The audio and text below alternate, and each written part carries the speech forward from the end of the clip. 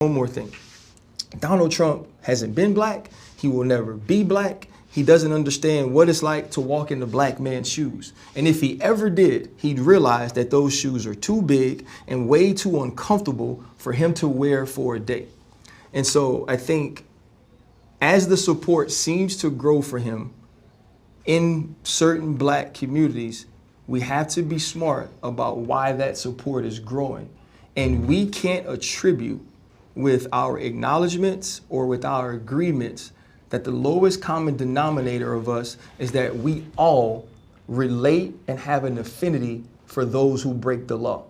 All right, guys, so we got to talk about another Trump deranged meltdown, this time coming from former NFL player, crybaby, Ryan Clark, who is going to be upset about Stephen A. Smith and him agreeing with Trump that there are some black people who relate to Trump because of his political persecutions. The fact that the justice system has been weaponized against him, because there are some black people that feel like the justice system has been weaponized against them because they're black. Okay, so again, apparently this is a very controversial thing. And I know I'm beating a dead horse when it comes to Stephen A. Smith and this topic. However, this video is not about Stephen A. Smith as much as about this guy's reaction to the fact that it seems like these people are extremely upset, more so with a black man agreeing with Trump, okay, rather than what Trump said at the time, okay, because there was outrage about what Trump said at the time.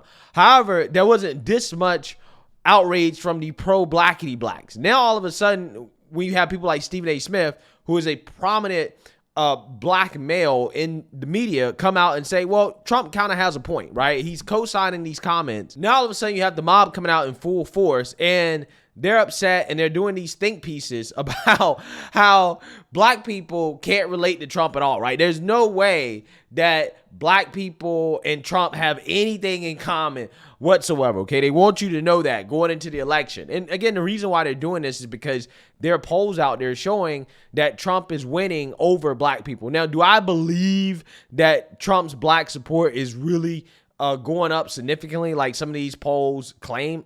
Honestly, I don't know, right? I'm the type of person when it comes to the so-called black vote and this idea that, you know, the GOP is going to get a significant amount of black people to vote for them. I'm kind of like, well, I'll believe it when I see it, right? So regardless, though, we know that the left is upset and they're scared, okay, about the possibility because, again, they're putting out stuff like this where they're trying desperately to dissuade black people from getting on board with somebody like Trump. So I want to react to this Trump deranged meltdown because it's actually pretty hilarious and it's entertaining to see all these people panic about the idea that black people may relate to Trump in some way. So without further ado, let's get into it. I respect Stephen A. and the platform that he's built, but I respectfully disagree with him here. First off, let's talk about the simple statement that black people can relate to former President Donald Trump based on discrimination by the judicial system.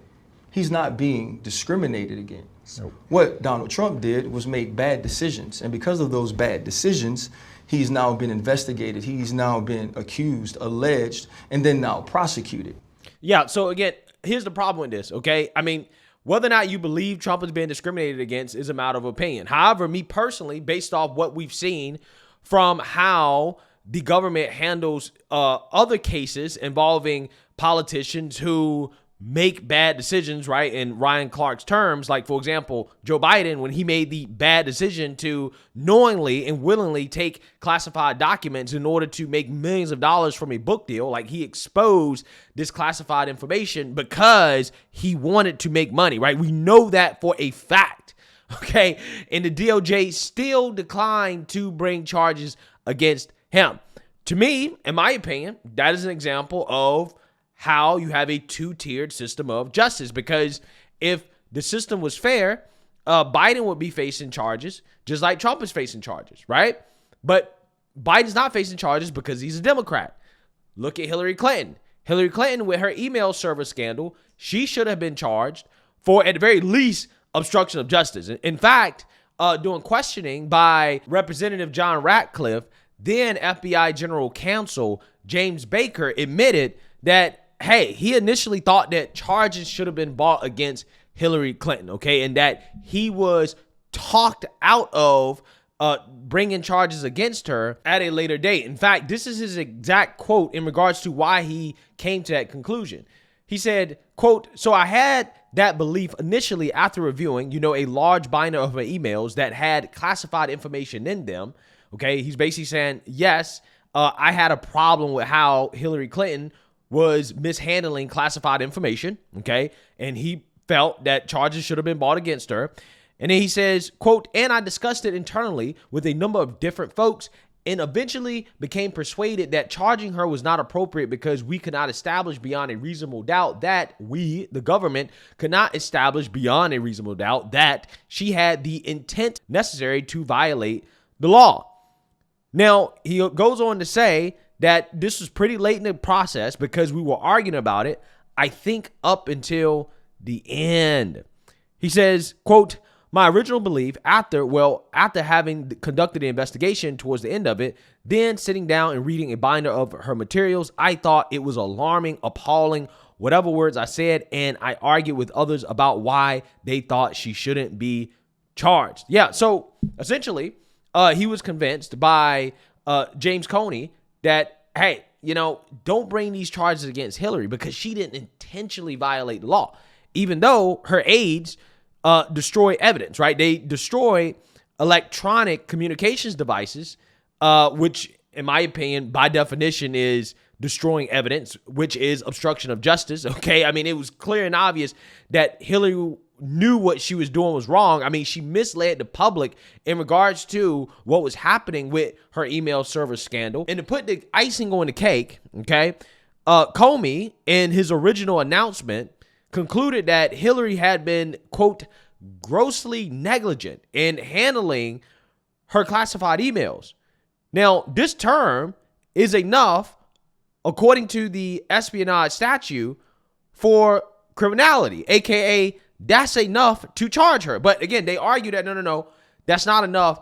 There actually has to be intent. Okay, so this was changed, right? They changed the language. They softened the language so that they can say, okay, well, this justifies us not charging her. Okay, now clearly and obviously, in my opinion, I think this is evidence of favoritism. Okay, just going out of their way to change the language, knowing that that type of language is enough to actually charge her. They changed it anyways. But what you can see here is that you have a case of Biden making bad decisions, Hillary making bad decisions that led to them committing crimes that they should have been charged with if the justice system was fair and balanced, right? If there was no political discrimination, but yet they weren't. However, Trump makes bad decisions and he's having a book thrown at him. He's not getting the same special treatment that others have gotten for similar accusations. So these people can say that, oh, Trump's not being discriminated against all they want. But what we do know, and this is a fact, that Democrats have been accused of similar things, okay? And they've been found, at the very least, to have made very, very, very bad decisions. Again, Biden knowingly committed a crime. He knew what he was doing was a crime, right? It was intentional. No charges. Hillary, destroying evidence, right? Obstructing justice, misleading the public. No charges, right? I'm just saying that to me seems to be evidence of political favoritism and discrimination. The one thing that black people can't relate to is having these run-ins with the law and being the president of the United States of America. We couldn't be the president of the 4-H club if we had this many run-ins with the law. We couldn't be the president of our own HOA. And so I think that's one thing that we need to get out and be very clear on. Also, when you agree with this, you're allowing him to break us down to the lowest common denominator. So you're saying all of these black people who now seem to support you only support you because they connect with you on your run-ins with the law, or only support with you because they connect with you on sneakers. So why can't we connect on diversity, equity, and inclusion? You hear the woke programming? Right? This is ultra woke programming, okay? This grown-ass man, right, is really sitting here talking about, well, why can't Trump connect with us on diversity, equity, and inclusion? Right? Why can't Trump connect with us on the left-wing agenda? That's essentially what he's saying, right? On anti-white discrimination, because that's what it is. Why can't Trump connect with us on that? Man, these guys, right? They don't make NFL players the way they used to. Why can't we connect on better medical care? Why can't we connect on focusing on the mortality rate of black mothers? Why can't we connect on better schooling in the minority communities? So you mean to tell me you think so low of us that we can only connect with you because you've been indicted? We can only connect with you because you made ugly gold tennis shoes? And well, I mean, first and foremost, that's not what he said. Okay, that's not what he said. Okay, Trump says, hey, there's some black people who seem to be able to relate to what I'm going through because there are black people that feel like they've been politically discriminated against. Now, again, I don't think that there's anything controversial about that, since people like this guy right here is going to go on to say that black people have been discriminated against. Again, it's so funny how they love to make that claim, but all of a sudden when Trump acknowledges that, hey, black people feel that way, all of a sudden that's a problem, right? That's an issue. Again, it's just so funny how that works. But what this guy is asking is that, well, why can't Trump connect with us on some of these other issues, right? I guess he kind of sees those issues as like real issues or whatever, right? Like legitimate issues to connect with people on. Well, the honest to God truth, if you want to be honest about it, is because that's not what black people really care about. Black people don't care about any of that stuff that this guy is talking about.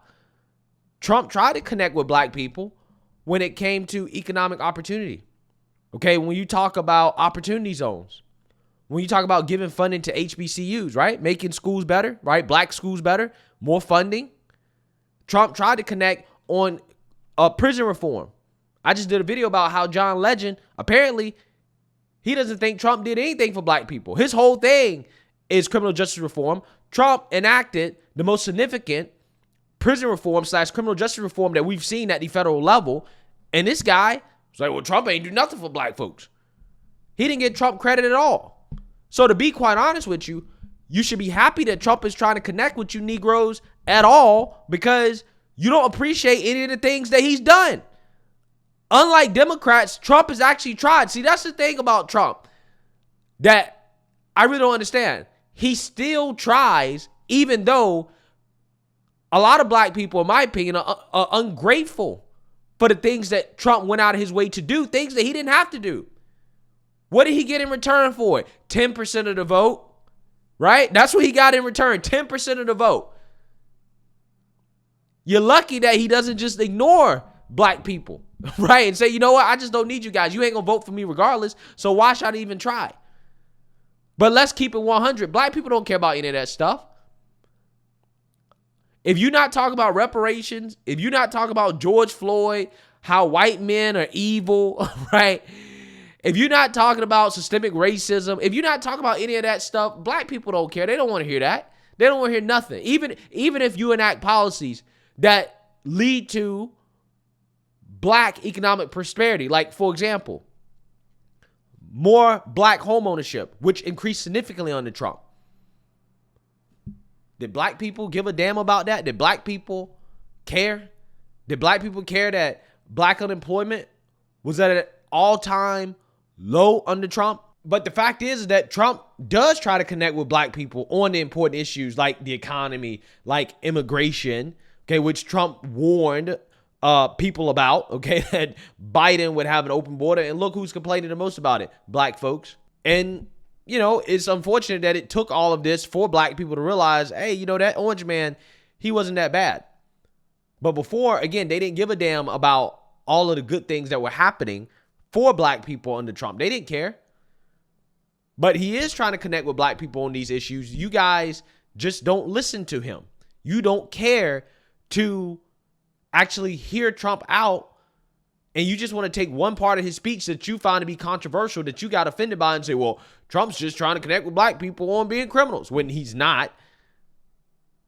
And he's talking about a whole bunch of other things. He talked about so many things at that black conservative conference that the mainstream liberal media didn't give a damn about, because they couldn't make a mountain out of a molehill with it. You want to talk about what is an insult to black people? I think it's actually more insulting when Democrats come out here and act like black people are too dumb to get an ID to vote. Or when Joe Biden comes out here talking about well, if you don't know if you're going to vote for me or Trump, then you ain't black. Or when Democrats come out here and act like locking up criminals is racist. Being tough on crime is racist. As if all black people are criminals, right? Biden's out here suing companies who say, hey, we don't want to hire criminals, right? We don't want to hire criminals. They say, well, that's racist. You're discriminating against black people if you don't want to hire criminals. Again, it's just so funny how these people get so upset about Trump insulting black people, but they have let Democrats insult black people for years on end. And these people have been silent about it. Where was this think piece from Ryan Clark when Joe Biden insulted Charlamagne God to his face, telling him that you ain't black if you don't know whether or not you're going to vote for me or Trump? Where were the think pieces? Where are they at? They were nowhere to be found.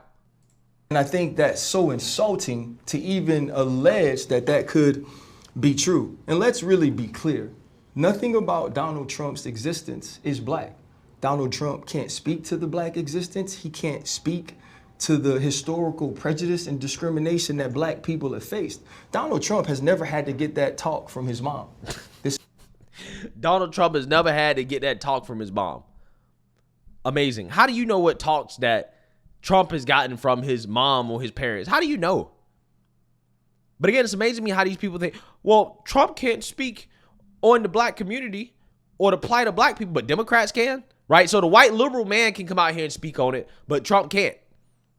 It's amazing how that works. Again, where are the think pieces when Democrats come out here and tell black people how oppressed and how victimized they are? Oh, it's a problem when Trump comes out here and acknowledges that, hey, you know, black people may have been discriminated against by the criminal justice system. When Trump acknowledges that, oh, it's a problem. When Democrats acknowledge that, oh, well, they're just speaking truth to power. Again, it's amazing. It's absolutely amazing. This is the way you deal with authority. This is the way you have to be outside the house. Donald Trump's parents never had to worry about will he or will he not make it home based on the color of his skin. See, the only discrimination we understand. You have never had to worry about that either, brother. I'm sorry to tell you, but the only reason you have had to worry about that is not because the evil white racist man is hunting you down or targeting you. The only reason is because you happen to be born in a neighborhood with mostly black people, which statistically speaking, because you are a black person born in a black neighborhood, most likely, if you happen to lose your life, it's going to be at the hands of another black person, more specifically a black male. But again, it's not the evil racist white man that black people need to worry about when it comes to potentially losing your life or not coming home. Statistically speaking, that is insignificant. Doesn't happen very often at all. But when you talk about leaving the house and not potentially coming back, and the reason why you didn't come back is because you lost your life at the hands of another black man, yeah, you should worry about that, right? That is something that, statistically speaking, yeah, you are justified in worrying about. And the only run-ins with the criminal justice system that we get is that sometimes you are prosecuted, sometimes you are pulled over, sometimes you are searched based on being black. That's not something we can control. That's not something we were in charge of. That's who we are. Donald Trump has been investigated and indicted and on trial for who he is for making bad decisions. And let's be very clear about one more thing. Donald Trump hasn't been black. He will never be black. He doesn't understand what it's like to walk in the black man's shoes. Well, I don't think he wants to be black, right? Let's be fair. I don't think Trump wants to be black. I think Trump is probably happy with who he is, okay? He's probably happy being a white man. So, again, you know, these people, you know, I just really don't understand why they're obsessed with the fact that Trump simply just said that, hey, there are some black people who identify with me because they feel like they've been discriminated by the justice system, and I feel like I've been discriminated by the justice system. I don't understand what's so controversial about that. He's not saying that black people identify with me because they're criminals. That's not what he's saying. What he's saying is that, hey, I'm acknowledging your plight, which Ryan Clark just outlined, right? He said, well, because I'm black, police pull me over just because I'm black. Which I guarantee never has happened to him in his life, okay? He's never been pulled over just because he's black, okay? But again, it's just so funny how these people love to play that card and to try to say that, well, yeah, we're being discriminated against. But when Trump says, hey, yeah, I'm acknowledging that that's a possibility, and that's how we relate to each other, oh, all of a sudden now that's a problem, that's an issue. Again, it's just, it really blows my mind. It's like damned if you do, damned if you don't, right? It really is. And if he ever did, he'd realize that those shoes are too big and way too uncomfortable for him to wear for a day. And so I think as the support seems to grow for him in certain black communities, we have to be smart about why that support is growing. And we can't attribute with our acknowledgments or with our agreements that the lowest common denominator of us is that we all relate and have an affinity for those who break the law, because that's an untruth. Okay, so that is Ryan Clark and his Trump derangement. But what you heard at the end is that Trump's black support is growing, and that's where this is coming from, right? All of these black liberals in the media are speaking out because their handlers are telling them, listen, you got to understand, Trump out here getting these black people to vote for him. There seems to be growing black support. You got to come out here. You got to start speaking out against this, right? This idea that somehow, some way, black people can relate to Trump. And they all come out here in full force, right? Because that's how it works. It's like they've been given their marching orders and they come out here just like NPCs and they, put out these think pieces, boohoo, whining and crying about something Trump said, what was it, 2 or 3 months ago? But because Stephen A. Smith acknowledged that, hey, as a black person, this could be true. Now, all of a sudden, it's a big problem. It's a big issue. Again, it's amazing how that works. Let me know what you guys think. Make sure you like, comment, and subscribe. Most importantly, share a black conservative perspective. Peace.